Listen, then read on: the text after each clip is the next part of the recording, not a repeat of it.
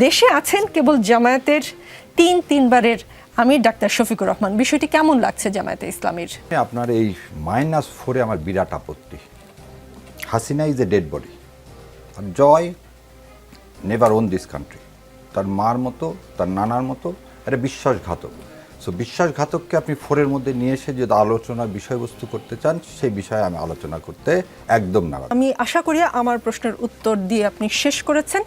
আপনি আমার অনুষ্ঠানে সম্মানিত অতিথি, আপনার প্রতি সম্মান রেখেই বলছি, বিজয়ের মাস চলছে, তো বিজয়ের মাসে যমুনা টেলিভিশনের সেটে দাঁড়িয়ে আপনি বঙ্গবন্ধুকে বিশ্বাসঘাতক বলেছেন। আমি আমার জায়গা থেকে বাংলাদেশের স্বাধীন বাংলাদেশের নাগরিক হিসেবে এর প্রতিবাদ জানিয়ে রাখলাম। আপনার আপনাকেও বলে দেই, সেটি বঙ্গবন্ধু না, আপনার কাছে হতে পারে। শুনেন, আপনি উপস্থাপক, আগে আমাকে শেষ করতে দেন না।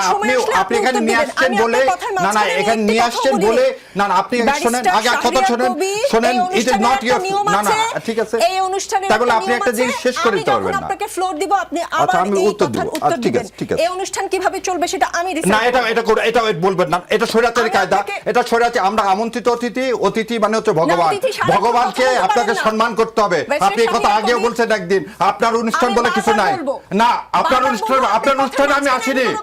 আপনি আপনার অনুষ্ঠানে আসছি, আমি আসছি এই 16 কোটি মানুষকে কথা বলার জন্য। না, আমি যমুনা টেলিভিশনে আমন্ত্রণে এসেছি, আপনার অনুষ্ঠানে না। আপনি এটা কথা বলতে পারেন না, আপনার অনুষ্ঠান, এটা যমুনার টেলিভিশনের অনুষ্ঠান না। হ্যাঁ, কিন্তু এইভাবে কথা বলবেন না, এইভাবে কথা বলবেন না, সম্মান দিয়ে কথা বলেন। আমি আপনাকে যথেষ্ট সম্মান দিয়ে কথা বলছি।